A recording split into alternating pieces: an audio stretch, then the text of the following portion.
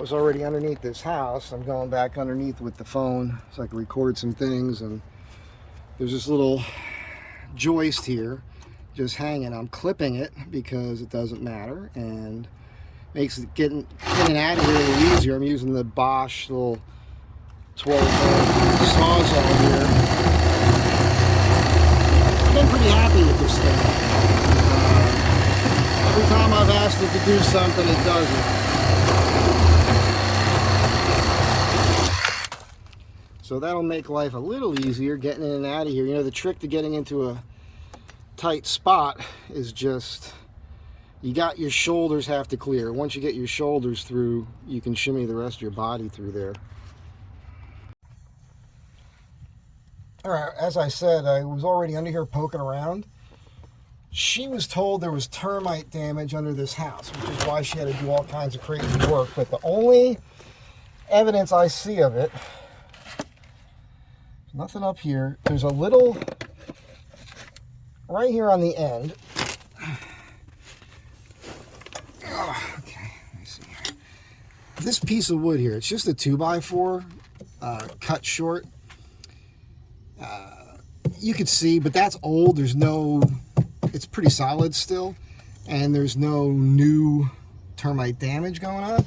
And then right underneath here, on this one piece of decking, I guess in the old days they didn't have plywood, right? So they used like a 3/4 inch 1x6 that they ran on a 45 degrees. So this here has some old, it's still actually pretty, there's a little bit here where it's a little weak, but that's still solid underneath there. And that's what you want to do. You want to get underneath here, and it's just this one piece. That's it.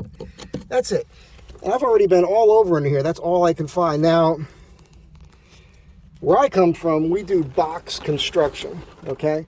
There's a solid box that goes around the entire frame above, right on top of the foundation, or the footings, depending on how it's constructed. But here, they actually have a sill, thick sill plate, and then they just put 2x4s, and they suspend this box up in the air that, you know, it's the same height as all the floor joists here. You see how they did the nice blocking here. So I have to tell her not to worry about this.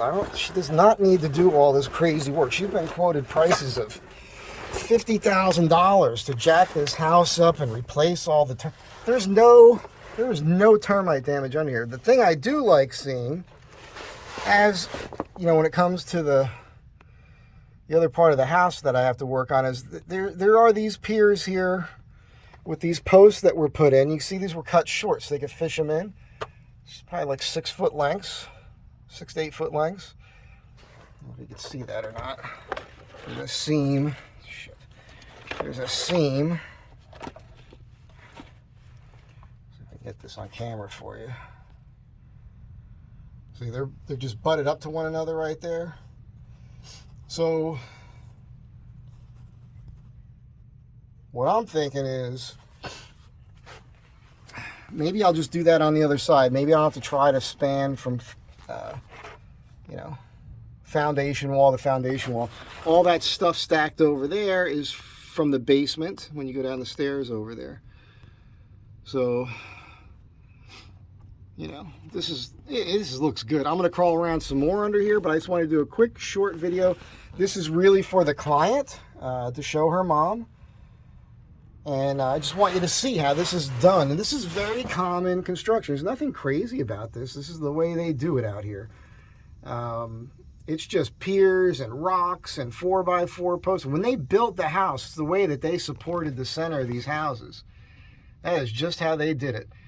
And where I come from, we've got hurricanes and other stuff. Out here, you do have earthquakes. But I think, in a way, this might be better because things move. You know, it's okay. It's better to have things move a little.